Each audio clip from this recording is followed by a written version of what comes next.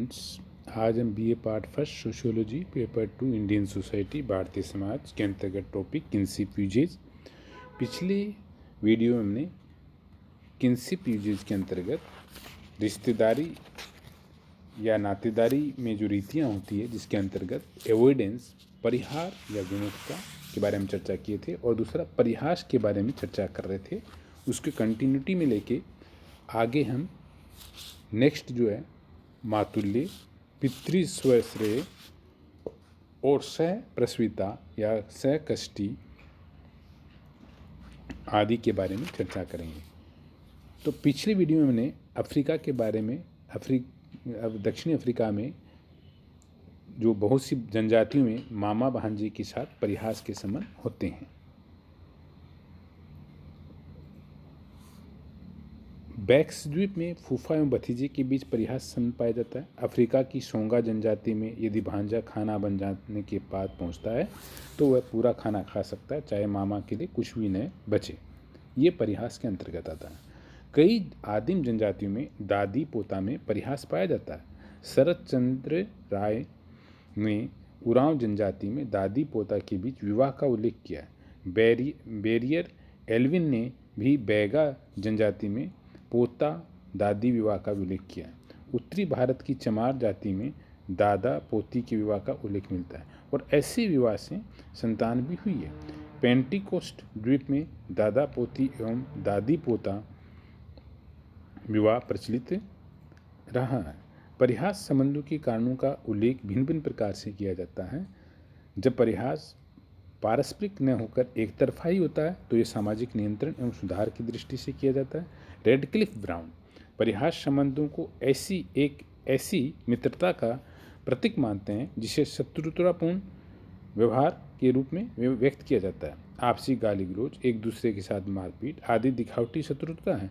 मामा भांजे में परिहास संबंध को विवाह से संबंधित कुलांशों के बीच संभाव्य वैमनस्य को मिटाने का एक साधन माना जाता है।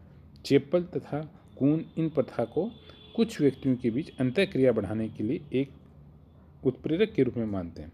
डॉक्टर रिवर्स का विचार है कि परिहास के संबंध ममेरे फुफेरे विवाह संबंधों के कारण पैदा हुए हैं।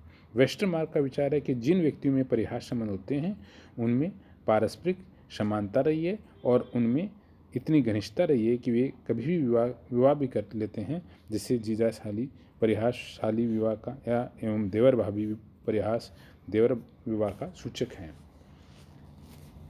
नेक्स्ट पॉइंट है माध्यमिक संबोधन। कई समाजों में ऐसे संबंध नियम है जहां संबंधों को उनके नाम से पुकारना मना है। उसे पुकारने के लिए किसी अन्य व्यक्ति को माध्यम बनाया जाता है, इसलिए इसे माध्यमिक संबोधन कहते हैं। जैसे भारतीय समाज में एक स्त्री अपने पति को पुकारने के लिए पुत्र या पुत्री का नाम लेकर पुकारती है, जैसे अमुक के पिताजी या अमुक की माँ आदि। टाइलर ही पहला व्यक्ति था जिसने माध्यमिक संबोधन को मानव शास्त्रीय साहित्य में प्रयोग किया। इस प्रथा का प्रचलन टाइलर, फ्रेजर, लोवी आदि ने दुनिया के विभिन्न भागों में पाया। दक्षिणी अफ्रीका, पश्चिमी Canada, Bharat, Australia, New Guinea, Malaya, चीन, उत्तरी Siberia, British Columbia, Andaman, Sri Lanka, Fiji द्वीप आदि प्रदेशों में निवास करने वाली अनेक जनजातियों में ये प्रथा प्रचलित है। टाइलर माध्यमिक संबोधन को रीति की उत्पत्ति मातृसत्तात्मक परिवारों के कारण मानते हैं। ऐसे परिवारों में स्त्रियों की प्रधानता एवं सर्वोच्च सत्ता थी। पति बाहर का व्यक्ति होने से उसकी परिवार में उच्च स्थिति नहीं थी, अतः उसे द्वितीयक संबंधी माना गया। इसलिए स्त्री उसे पुकारने के लिए बच्चों को माध्यम बनाती थी। इस रीति का जब विस्तार हुआ तो पति भी अपनी पत्नी को बच्चों के माध्यम से पुकारने लगा। लोग इस मत को स्वीकार नहीं करते, क्योंकि यदि मातृसत्तात्मक परिवार ही इस प्रथा का कारण है तो ऐसी दशा में पितृसत्तात्मक परिवारों में इसका प्रचलन क्यों है। वास्तव में इस प्रथा के प्रचलन के अन्य कारण भी है। कुछ समाजों में इसका कारण स्त्रियों की निम्न सामाजिक स्थिति है तो कुछ अन्य समाजों में पुरुषों की निम्न स्थिति। अब आज का एक नया पॉइंट इसमें है जिसको मातुल्य कहते हैं, एवेनकुलेट। ये प्रथा मातृसत्तात्मक परिवारों में पाई जाती है।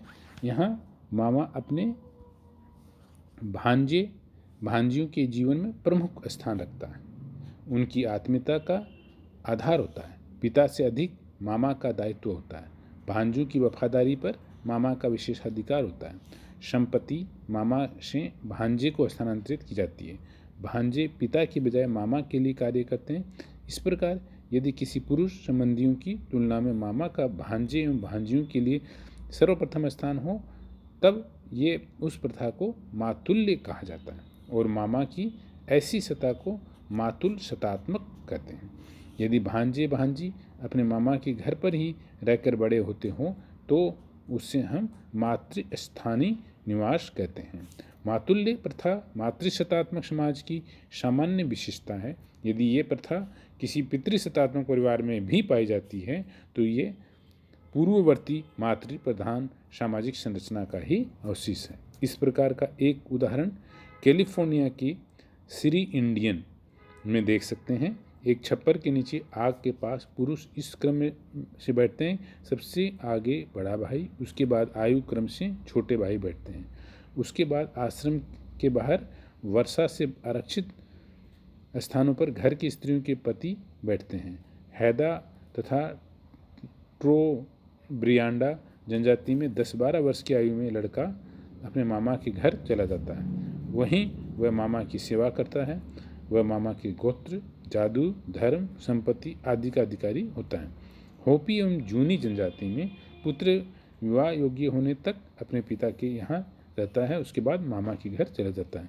मामा ही उसका विवाह करवाता है और वह मामा के परिवार का सदस्य बन जाता है। इस रीति को कहते हैं मातुल्य। अब है पितृश्रेय। जिस प्रकार के मातृशतात्मक परिवार में मामा का अधिक महत्व होता है और विशेषाधिकार होता है, वैसे ही पितृशतात्मक परिवार में पिता की बहन बुआ, जिसे पितृस्वशा कहते हैं, का विशेष महत्व पाया जाता है। डॉक्टर रिवर्स ने बैक्स द्वीप में इस प्रथा का प्रचलन पाया। वहाँ बुआ ही भतीजे के लिए वधू ढूंढती है। भतीजा माँ से अधिक बुआ का सम्मान करता है।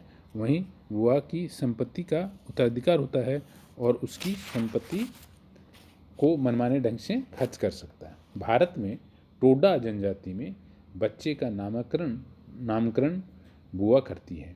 कुछ जनजातियों में बुआ ही दाह संस्कार की क्रिया करती है। दक्षिणी अफ्रीका की जनजातियों में भी बुआ के सम्मान की ये प्रथा प्रचलित है। इस प्रथा के बारे में चैपेल तथा कून का विचार है कि जिन संबंधियों से विवाह के बाद सामाजिक अंतःक्रिया शिथिल होने की संभावना होती है, उन्हें सतत बनाए रखने के लिए ही इस प्रथा का प्रचलन हुआ। बुआ विवाह के बाद दूसरे परिवार में चली जाती है, अतः अपने जन्म से परिवार फैमिली ऑफ ओरिएंटेशन से संपर्क बनाए रखने के लिए ही पितृश्रेय का प्रथा का प्रचलन हुआ। नेक्स्ट है कोविड, सह प्रसूता या सहकष्टी। इस प्रथा का संबंध प्रसव काल से है। कुछ जनजातियों में ऐसी प्रथा है जब पत्नी के संतान होने वाली हो तब पुरुष को उन सारे निषेधों का पालन करना पड़ता है जिनका पालन उसकी पत्नी करती है। वह भी उसी प्रकार के कष्टों को झेलता है जो कष्ट प्रसवा के होते हैं। वह भी पथ्य का भोजन करता है। उससे भी प्रसवा पत्नी के कमरे में ही रखा जाता है तथा उससे भी प्रसवा की तरह अछूत माना जाता है। और भारत में खासी व टोडा जनजाति में ये प्रथा प्रचलित है। एक खासी पति को पत्नी की तरह नदी पार करने एवं कपड़े धोने की उस समय तक मनाही रहती है जब तक कि संतान होने के बाद देवी देवताओं की पूजा नहीं कर ली जाती। इस प्रथा के प्रचलन के कारणों पर प्रकाश डालते हुए मानव शास्त्रियों ने, एंथ्रोपोलॉजिस्ट ने भिन्न भिन्न तर्क दिए। कुछ विद्वानों ने इसे मातृक पितृक संकुल की संक्रमण अवस्था के अवशेष के रूप में माना है। मेलिनोस्की ने सहप्रसूता की वैवाहिक संबंधों की अधिक दृढ़ बनाने और पैतृक प्रेम प्राप्त करने का एक सामाजिक क्रिया तंत्र माना है। रेगलन इससे विवाह के विकास पूर्व एवं विवेकहीन विश्वास और विवाह नामक संस्था के उद्विकास का सहयोगी कारण मानते हैं। कुछ विद्वान इनकी मनोवैज्ञानिक व्याख्या करते हैं। इनकी मान्यता है कि इसमें पति पत्नी में परस्पर प्रेम का विकास होता है। पत्नी को ये जानकर मानसिक संतोष होता है कि उसका पति भी उसके कष्ट में भागीदारी है। अब नेक्स्ट पॉइंट है kinship organisation in India, Bharat में नातेदारी व्यवस्था। अब हम भारतीय नातेदारी व्यवस्था पर विचार करेंगे कि परिवार, विवाह एवं नातेदारी, फैमिली, मैरिज और किनशिप को लेकर भारत के विभिन्न क्षेत्रों में अनेक अध्ययन किए गए, जैसे AC नायर तथा मदन मजुमदार ने उत्तरी क्षेत्र का, E.K. गफ तथा मैकोमेक ने दक्षिणी क्षेत्र का अध्ययन किया है, परंतु ये अध्ययन एक गांव या प्रदेश तक ही सीमित है। हाल ही में श्रीमती लीला दुबे ने सोशियोलॉजी ऑफ किनशिप नामक पुस्तक की रचना की और उसमें विभिन्न अध्ययनों पर टिप्पणी की। लुई ड्यूमा ने उत्तरी व दक्षिणी क्षेत्र कुछ गांवों का तुलनात्मक अध्ययन प्रस्तुत किया। इन विभिन्न अध्ययनों के अतिरिक्त संपूर्ण भारत की नातेदारी का व्यवस्थित उल्लेख करने का श्रेय श्रीमती इरावती कार्वे को है, जिन्होंने अपनी पुस्तक भारत में बंधुत्व संगठन, किनशिप ऑर्गेनाइजेशन इन इंडिया में नातेदारी का उल्लेख भौगोलिक एवं भाषाई दृष्टि से विस्तार पूर्वक किया है। श्रीमती इरावती कार्वे ने भौगोलिक क्षेत्र के आधार पर संपूर्ण भारत की बंधुत्व व्यवस्था या किनशिप सिस्टम के 4 और भाषाई आधार पर 3 भागों में विभक्त किया है। भौगोलिक आधार पर उत्तरी क्षेत्र हिमालय से विंध्याचल तक, सिंध, पंजाब, कश्मीर, यूपी, MP, बिहार, बंगाल, असम, नेपाल। मध्य क्षेत्र राजस्थान, MP, उड़ीसा, गुजरात, महाराष्ट्र आदि। दक्षिणी क्षेत्र कर्नाटक, मालाबार, तेलंगाना, आंध्र प्रदेश, तमिलनाडु, केरल, पश्चिमी उड़ीसा व दक्षिणी बिहार। पूर्वी क्षेत्र म्यांमार, तिब्बत, असम एवं पूर्वी पहाड़ी क्षेत्र। भाषा के आधार पर भारोपीय परिवार पंजाबी, सिंधी, बिहारी, हिंदी, बंगाली, आसमी, राजस्थानी, गुजराती, मराठी, उड़िया एवं कोंकणी इसको कहते हैं भारोपीय परिवार। और द्रविड़ परिवार तेलुगु, कन्नड़, तमिल, मलयालम, तुलु, टोडा, कोडागु, कोलामी, गोपी। आग्नेय एशियाटिक परिवार मुंडी, शोरा, संथाली, खासी, गढ़वा, भूमिया, ज्वांग, बोडो आदि।